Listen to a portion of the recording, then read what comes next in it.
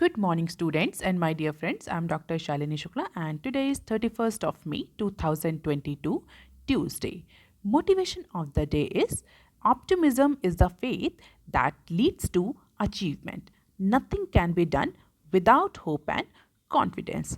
आज के डिस्कशन में हम ये सारे न्यूज़ आर्टिकल कवर करेंगे, तो देख लेते हैं आज का पहला न्यूज़ आर्टिकल जो कि बिजनेस स्टैंडर्ड के पेज नंबर 1 पर दिया हुआ है। Markets extend gains as China eases Covid curbs.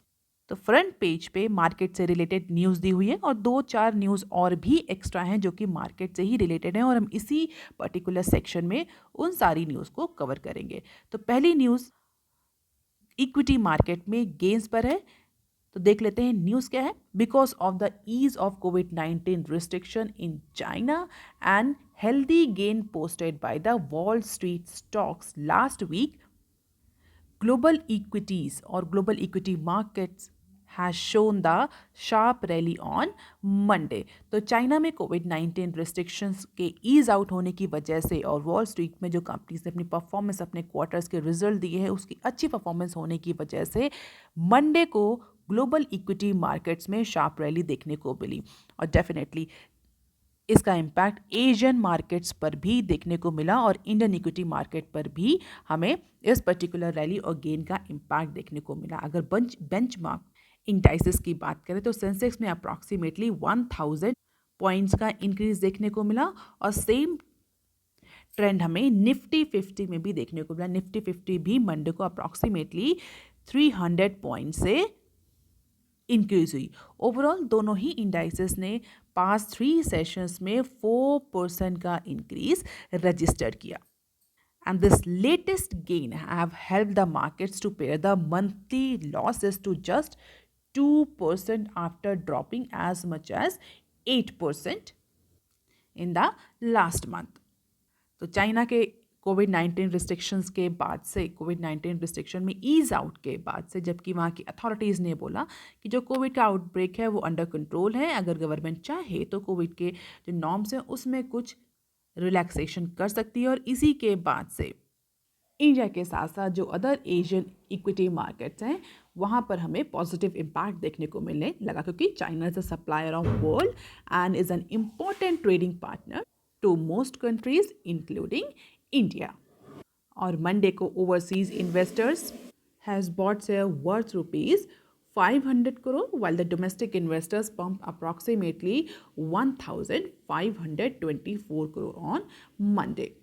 So although investors are actually buying or pumping money into the Asian market, but still they are very much cautious about the interest rate hike and rising food inflation due to the Russia-Ukraine war, and definitely all these factors are actually keeping the investors on tenterhooks।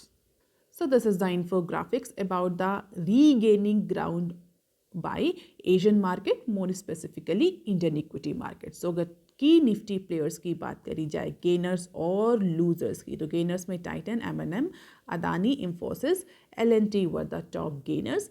Losers were Kotak Mahindra, JSW steel, Sun Pharma, DRL and ITC। And this is the performance by major world equity market. You can just have the glimpse of it. और हम देखें जितनी भी जो important या significant indices हैं सब में गेन रजिस्टर हुआ because of these 2 factors.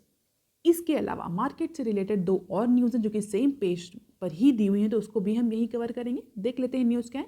Voda Idea in talks with Amazon PE to raise ₹20,000 crore। So American retail major Amazon and a clutch of investors are in talk with Aditya Birla Group for what?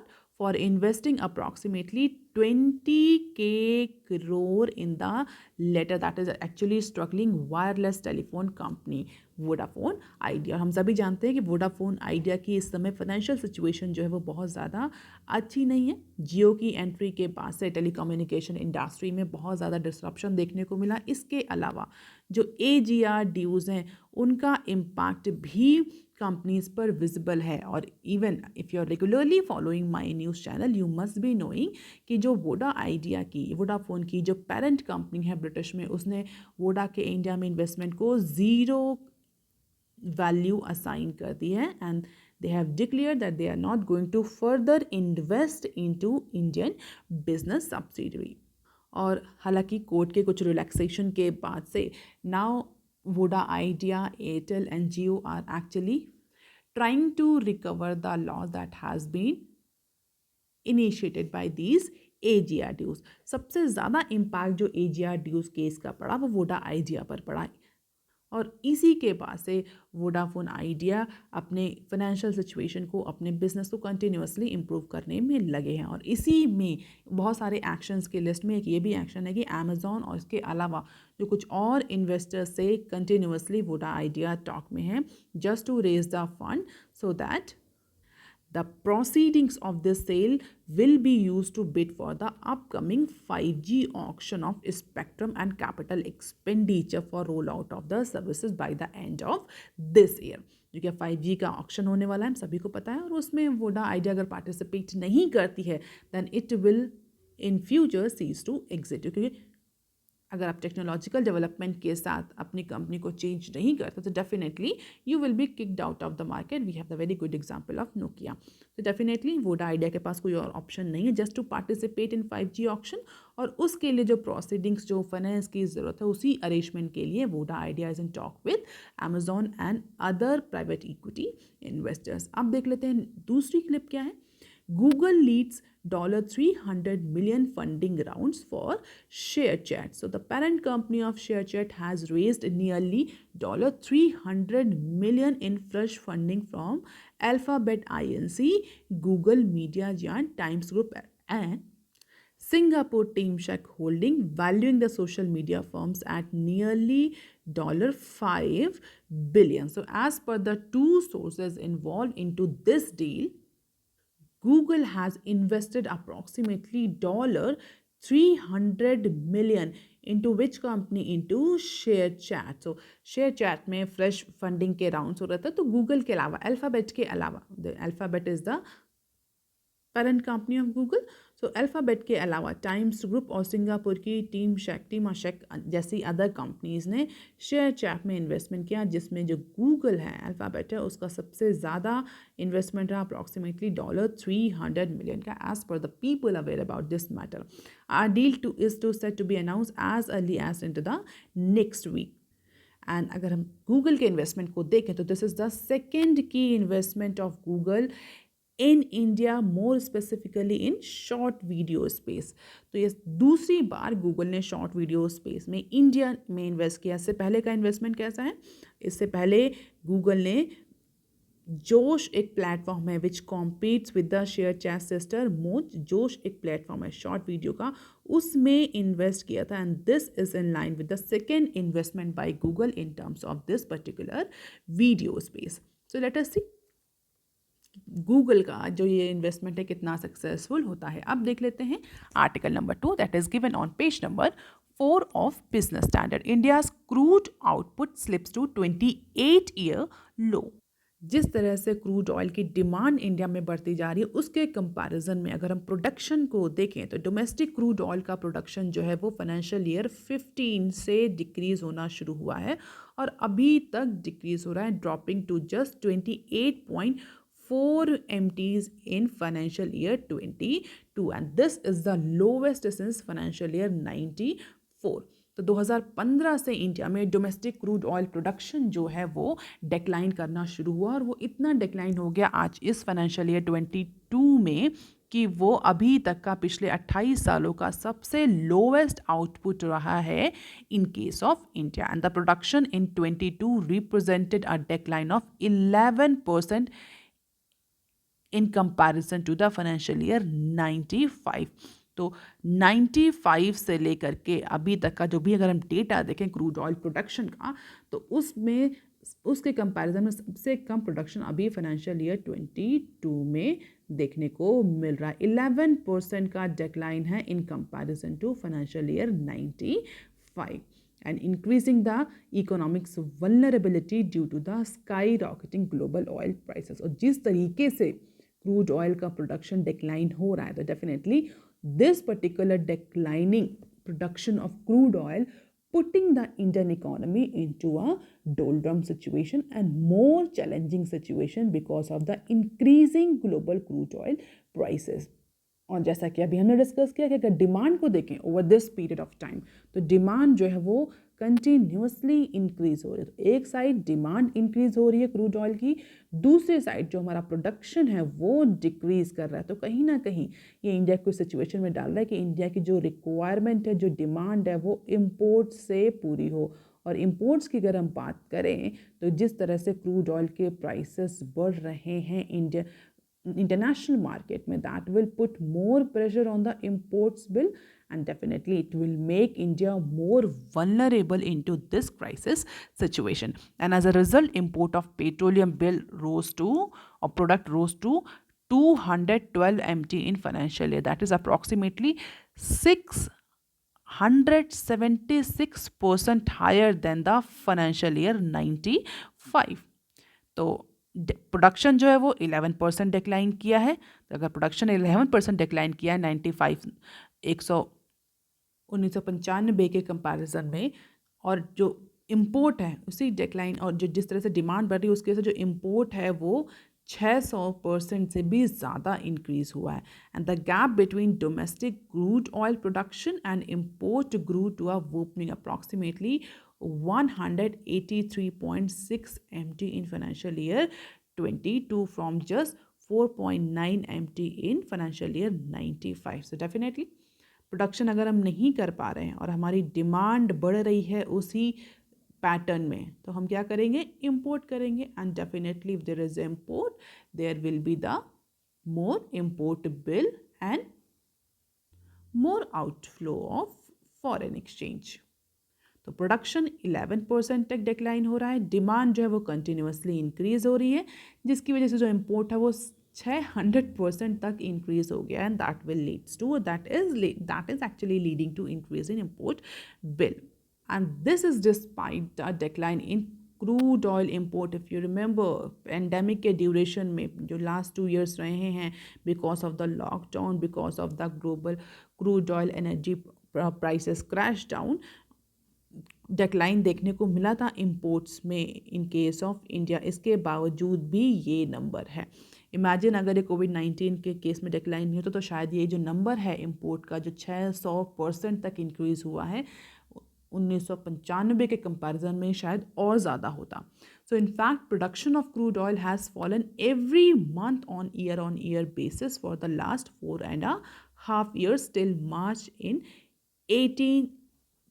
8 industry core sector index. तो जो हमारी 8 industry जो core sector हैं 8, अगर उनके production को देखें month wise month, तो लास्ट 4 सालों में मंथ वाइज मंथ को क्रूड ऑयल का जो प्रोडक्शन है वो डिक्रीज हो रहा है। And this is not a good situation for India, क्योंकि इंडिया की जो डिपेंडेंसी है अदर कंट्रीज़ पर वो बहुत ज़्यादा इंक्रीज़ होगी।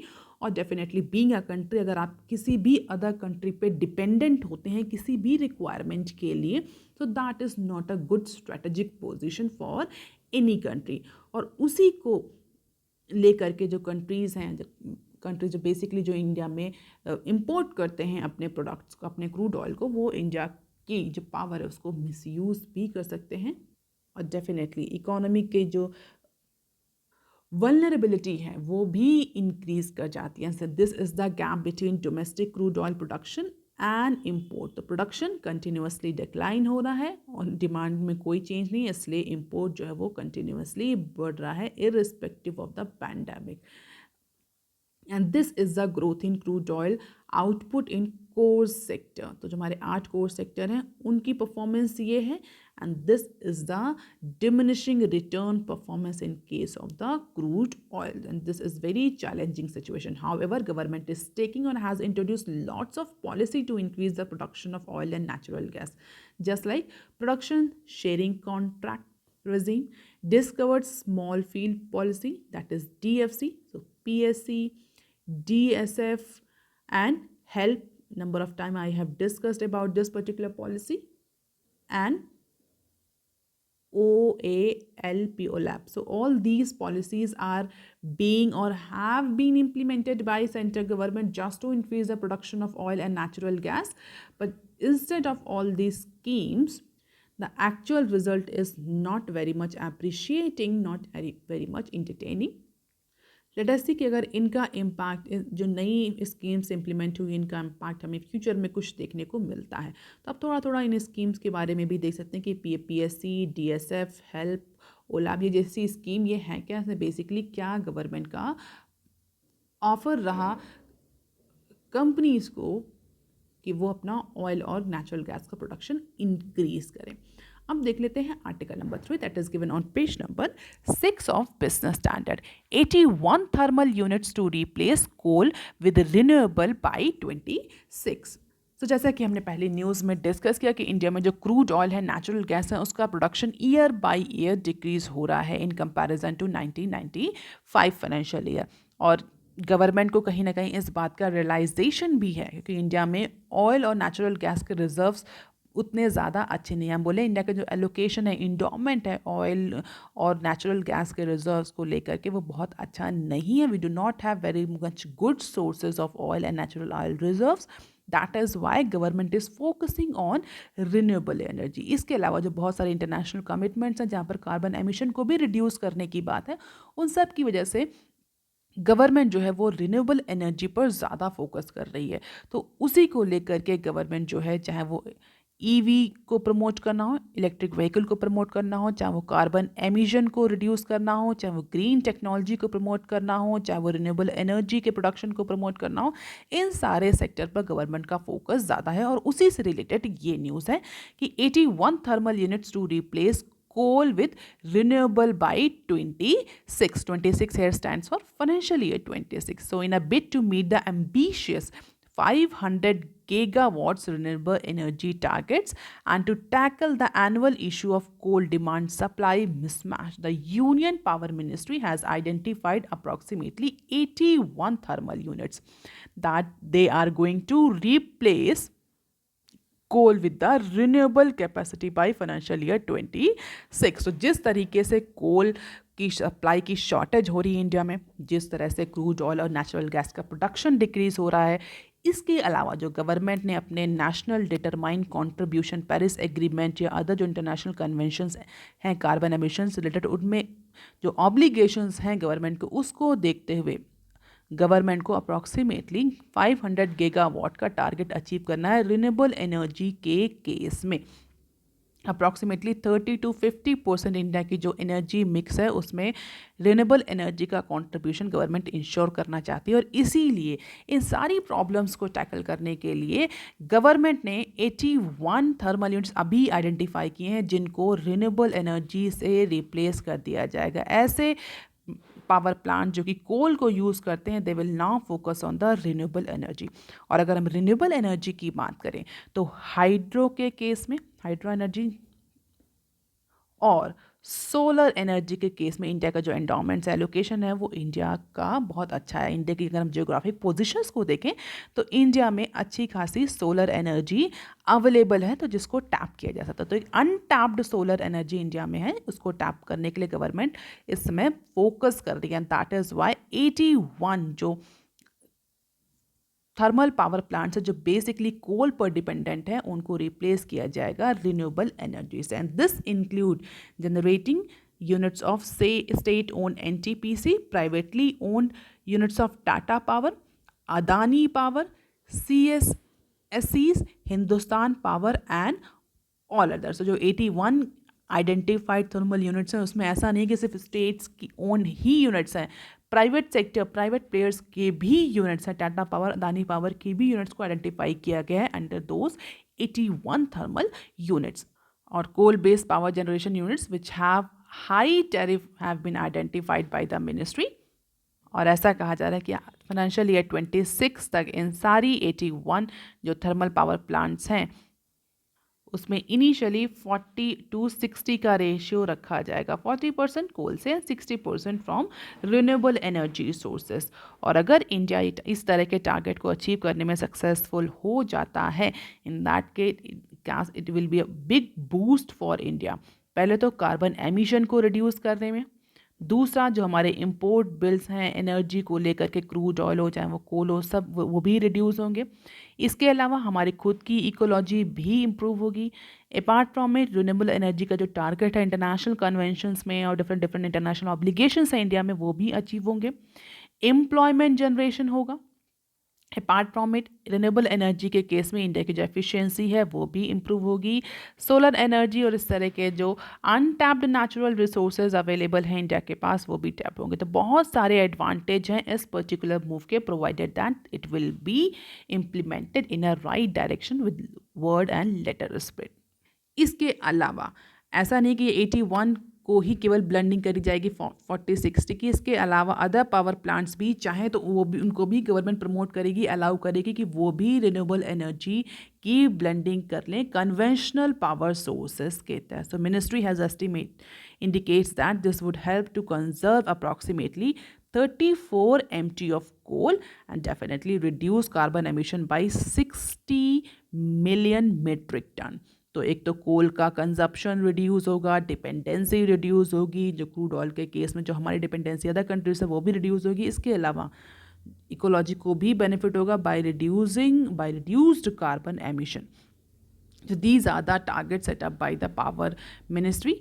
तो ये हम देख सकते हैं सेंट्रल के लिए, स्टेट के लिए, प्राइवेट के लिए। थर्मल एनर्जी एमटीज में और सोलर कैपेसिटी को जो टैप करना है वो। तो these are the targets by all 3 sector. Central government के लिए भी टारगेट है, स्टेट ओन जो specific state, different state own जो थर्मल यूनिट्स हैं उनके लिए भी टारगेट्स हैं, और प्राइवेट प्लेयर्स जो हैं उनके लिए भी टारगेट सेटअप किए गए हैं। और इसी के लिए एक government has propose ₹1000 crore schemes to make power RE equipment. तो डेफिनेटली अगर रिन्यूएबल एनर्जी कैपेसिटी की ब्लेंडिंग को गवर्नमेंट प्रमोट कर रही है तो उसके लिए जो इक्विपमेंट्स की ज़रूरत है उसकी भी मैन्युफैक्चरिंग करनी पड़ेगी, और उसी को सपोर्ट करने के लिए गवर्नमेंट अप्रॉक्सीमेटली 1000 करोड़ का जो फंड है वो प्रपोज कर रही है, जिसके तहत प्राइवेट कंपनीज को बोला जाएगा, उन्हें इन्वाइट किया जाएगा कि वो आए, इन्वेस्टमेंट करें और मैन्युफैक्चरिंग जोन सेटअप करें specially for power and renewable energy equipments. तो जो इक्विपमेंट्स की ज़रूरत होगी उसको भी, उसकी अवेलेबिलिटी को इंश्योर करने के लिए गवर्नमेंट ने एलोकेशन किया है। तो फिलहाल के लिए क्रूड ऑयल प्रोडक्शन की स्कैसिटी को, रिडक्शन को लेकर के RE के इन्वेस्टमेंट तक की सारी न्यूज़ को आज हमने कवर किया। You can just have the holistic understanding of all these topic. अब देख लेते हैं article number 4 that is given on page number 6 of Business Standard. DFCs to be delayed again, deadline extended by 2 years। Last news में हमने discuss भी किया था कि DFCs की न्यूज़ आपको याद हो तो जो एक्स्ट्रा जो नई DFCs प्रपोज करी गई थी, न्यू DFCs प्रपोज करी गई थी, 2 DFCs के अलावा, ईस्टर्न और वेस्टर्न DFCs के अलावा 4 और नई DFCs प्रपोज करी थी गवर्नमेंट ने। उसको रिसेंटली इंडियन रेलवे ने फ़िलहाल के लिए उसको पोस्टपोन कर दिया था, लेकिन जो ऑलरेडी चल रही हैं DFCs हैं, जो ईस्टर्न और वेस्टर्न डेडिकेटेड फ्रेट कॉरिडोर्स हैं, उनके इम्प्लीमेंटेशन में भी डिले हो रहा है। सो eastern and western dedicated DFCs would delayed again for 5th time, और इसी डिले की वजह से जो 4 नई प्रपोज DFCs थी उसको फ़िलहाल के लिए पोस्टपोन किया था इंडियन रेलवे ने, क्योंकि इंडियन रेलवे का कहना था कि पैंडेमिक की वजह से बहुत सारे चैलेंजेस फेस करने पड़ रहे हैं इंफ्रास्ट्रक्चर कंपनीज़ को, इंडियन रेलवे को। तो अभी जो नई DFCs है फ़िलहाल उसके इम्प्लीमेंटेशन को पोस्टपोन किया जाए। क्यों? क्योंकि जो हमारी ऑलरेडी एग्जिस्टिंग DFCs हैं, ईस्टर्न और वेस्टर्न कॉरिडोर्स हैं, उनका इम्प्लीमेंटेशन अभी डिले हो रहा है। तो नए को शुरू करना is not very logical, not very rational, और इसीलिए जो 4 नई प्रपोज DFCs थी उनको होल्ड पर रखा गया था। लेकिन न्यूज़ के अकॉर्डिंग और एज़ पर द प्रोग्रेस, जो वेस्टर्न और ईस्टर्न DFCs हैं उनके एग्जीक्यूशन में भी डिले हो रहा है। 5वीं बार ये डिले देखने को मिल रहा है। जो कंप्लीशन डेडलाइंस थी प्रोजेक्ट्स की, उनको अब 2 साल के लिए और बढ़ाया जा रहा है। और क्या रीज़न दिए जा रहे हैं? Pandemic induced challenge lets to the lot of hurdles in the completion of these projects। apart from it, land acquisition भी एक बहुत बड़ा चैलेंज बन के सामने आ रहा है इंडियन रेलवे के लिए। तो pandemic induced challenges like labour shortage, other technological aspects, legal hurdles, इसके अलावा लैंड एक्विजिशन भी बहुत चैलेंजिंग हो रहा है इंडियन रेलवे के लिए, जिसकी वजह से 5th टाइम इस पर्टिकुलर डीएफसी के प्रोजेक्ट्स को डीले किया जा रहा है। उसकी जो डेडलाइन, कंप्लीशन डेडलाइन है, उसको एक्सटेंड किया जा रहा है, और जिसके लिए dedicated freight corridor corporation of India DFCCI ने रिवाइज्ड कंप्लीशन एस्टिमेट जो है मिनिस्ट्री ऑफ रेलवे को सेंड की हैं, जिसके तहत it's short time till financial year 2023 to complete the eastern DFC and 24 to complete the western DFC। So 2 साल का और एक्सटेंशन मांगा है DFCCI ने। हालांकि इस DFCCI ने अभी कोई फॉर्मल अनाउंसमेंट इस चीज़ को लेकर के नहीं किया है, क्योंकि अभी रेलवे के साइड से जो अप्रूवल है वो नहीं मिला। And if you remember, this project was initially expected to be completed in 2017। Now you can expect कि 2017 में जो प्रोजेक्ट कंप्लीट होना था वो अब 2024 तक एक्सटेंड हो गया। और किसी भी इंफ्रास्ट्रक्चर प्रोजेक्ट का अगर कंप्लीशन डेडलाइन एक्सटेंड होता है तो डेफिनेटली 100% उसकी कॉस्ट भी इंक्रीज करती है। तो ये बहुत बड़ा चैलेंज है इंडियन रेलवे के लिए, DFCCI के लिए, कि किस तरीके से वो अवेलेबल रिसोर्सेज में, फाइनेंस फंड में ये 2 जो DFCs हैं, ईस्टर्न और वेस्टर्न, इनको कंप्लीट कर पाए। सो let us C whether Indian Railway give the permission of it or not. This is the time and cost overrun. जैसा कि हमने डिस्कस है कि अगर टाइम ओवररन हो रहा है तो कॉस्ट तो ओवररन होगी ही होगी, और इसीलिए जो 4 नई प्रपोज DFCs थी उनको होल्ड पर रखा गया। You can just have the glimpse of it कि कब ये स्टार्ट हुआ। 2006 से ये प्रोजेक्ट स्टार्ट हुआ था, 2017 में कंप्लीट होना था, और वो एक्सटेंड होते होते 2024 तक जा रहा है। This is the infrastructure completion trend in India. इसी की वजह से बहुत सारे जो इंफ्रास्ट्रक्चर प्रोजेक्ट्स हैं वो डिलेड होते हैं, और जो मटेरियल बेनिफिट्स है वो रियलाइज नहीं हो पाता टाइमली इंडिया में। अब देख लेते हैं सम अदर न्यूज़ क्लिप्स।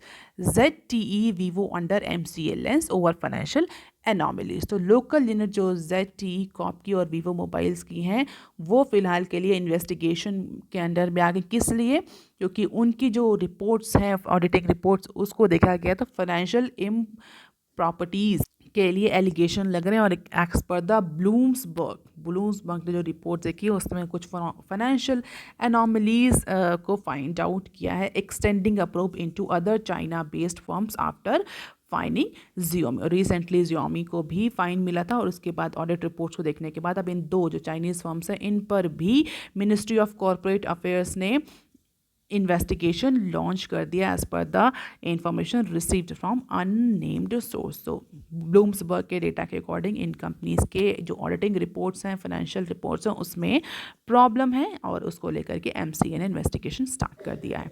अब देख लेते हैं some other news clips. India eyes long-term fertilizer contracts. As the Kharif season is sitting in, India is all scrambling to source the fertilizer from the international market. तो खरीफ की फसल आने वाली है, और उस खरीफ की फसल की सोइंग को स्मूदन करने के लिए गवर्नमेंट ये नहीं चाहती कि फर्टिलाइज़र की किसी भी तरह को लेकर के शॉर्टेज हो। इसीलिए इंडियन गवर्नमेंट जो है वो लॉन्ग टर्म कॉन्ट्रैक्ट मोरक्को और लैटिन अमेरिकन कंट्रीज से साइन करने जा रहा है। किस लिए? Just to ensure the steady supply of fertilizers. तो फर्टिलाइजर्स को लेकर के इंडिया खरीफ फसल में किसी भी तरह की स्कैसिटी नहीं चाहता, क्योंकि जिस तरीके से वीट का प्रोडक्शन रिड्यूस हुआ है, तो इस बार गवर्नमेंट जो है वो बहुत ज़्यादा कॉशियस है, और इसी के लिए लैटिन अमेरिकन कंट्री से, मोरक्को जैसे कंट्री से लॉन्ग टर्म फर्टिलाइज़र के कॉन्ट्रैक्ट साइन हो रहे हैं। And this is the big picture, the big 3 top global inorganic fertiliser users in 2019. This red bar belongs to China, blue India, and this dark blue US. And these are the top 3 fertilizers: nitrogen, phosphorus and potassium. So ये inorganic fertilizer users as per the data 2019. और इसके अलावा fertiliser subsidy को भी जो government है वो approximately 2.5 trillion तक इंक्रीज़ कर सकती है, just to make sure that farmers have sufficient fertilisers with them ahead of the kharif फसल। अब देख लेते हैं next clip. Consultation papers on crypto soon DEA secretary. So finance ministry ने अप्रॉक्सीमेटली कंप्लीट कर लिए हैं जो कंसल्टेशन पेपर्स हैं, किस पर, क्रिप्टो करेंसी पर। क्रिप्टो करेंसी पर इंडिया का जो स्टैंड है, चाहे वो इंडिया गवर्नमेंट की बात करें चाहे आरबीआई की बात करें, it's not very much positive. तो इसी को लेकर के जो कंसल्टेशन पेपर्स थे वो अभी अप्रॉक्सीमेटली कंप्लीट हो चुके हैं और जल्दी इसको इकोनॉमिक अफेयर्स सेक्रेटरी जो हैं वो डॉक्यूमेंट को सबमिट करेंगे। तो एक इवेंट में जो क्रिप्टो करेंसी उसको लेकर के क्वेश्चन के आंसर में जो हमारे finance department of economic affairs के जो सेक्रेटरी हैं मिस्टर अजय सेठ, उन्होंने ये information provide की जो consultation papers हैं, they are all fairly ready and we have gone through a deep dive and consulted not just the domestic stakeholders but also the international or multilateral institutions like IMF and World Bank. तो let us see कि ये paper जल्दी finalise हो जाएंगे और India का क्या stand होता है क्रिप्टो रेगुलेशंस को लेकर के। हालांकि इस बात को बहुत क्लैरिटी के साथ बोला है जो हमारे सेक्रेटरी उन्होंने, India was engaging with other countries for global regulation on crypto currency. So India's role in such action is very much important और जैसा कि हम डिस्कस भी कर चुके हैं और अगर आप रेगुलरली फॉलो कर रहे हैं तो आपको पता भी होगा कि इंडिया गवर्नमेंट हो चाहे आरबीआई, वो बहुत ज़्यादा फेवर में नहीं है क्रिप्टो करेंसी के। तो उसी के लिए कंसल्टेशन पेपर बनाए गए हैं। उस कंसल्टेशन पेपर में बहुत सारे मल्टीलैटरल इंटरनेशनल ऑर्गेनाइजेशन के भी कंसल्टेंसी ली गई है। तो इंडिया का स्टैंड क्या होगा या आगे आने वाले टाइम में और ज़्यादा क्लियर हो सकता है।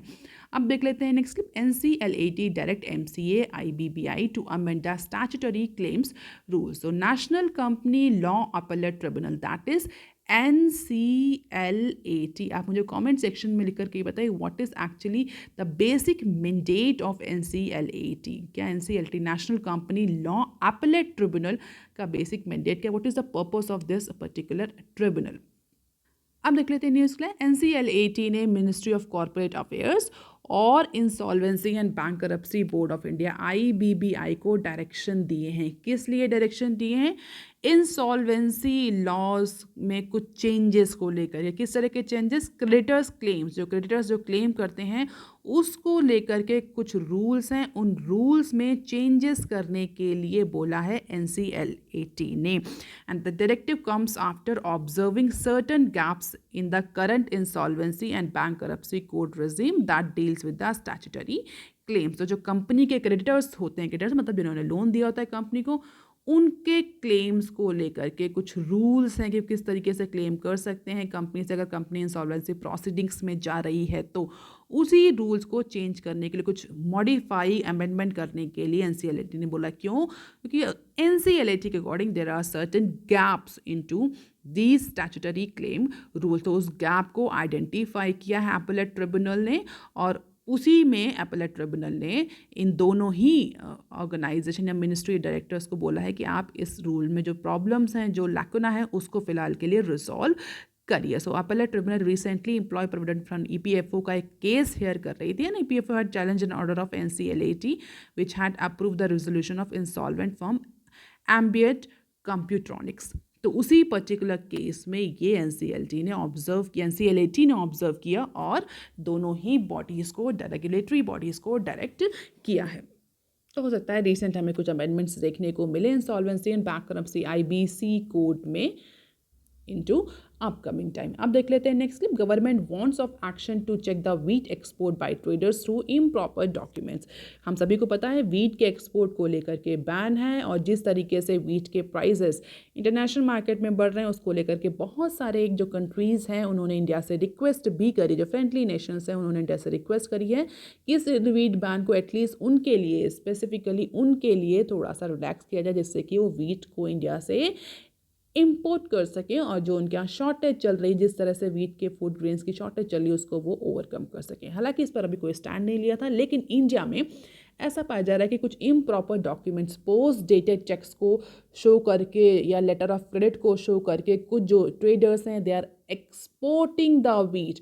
उसी को लेकर के गवर्नमेंट ने डायरेक्शंस इशू किए हैं कि अगर किसी भी ट्रेडर के पास स्क्रैपुलस डॉक्यूमेंट्स या किसी भी तरह के post dated letter of credit या फ्रॉडुलेंट डॉक्यूमेंट्स, इम्प्रॉपर डॉक्यूमेंट्स पाए गए वीट एक्सपोर्ट के केस में, तो उसके अगेंस्ट इन्वेस्टिगेशन लॉन्च कर दिया जाएगा और उसको बहुत हैवी पेनल्टी पे करनी पड़ेगी in this matter.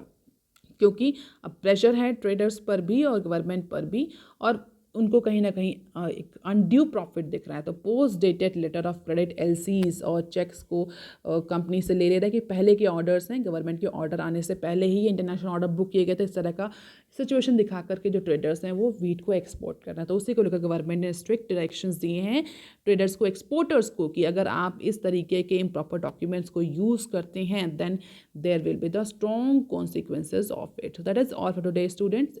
If you want lecture PDF, you can join my Telegram channel. You can also follow me on other social media platforms. If you have any query and suggestion, you can write on comment section below. Please like, share and subscribe. Thank you. Have a nice day.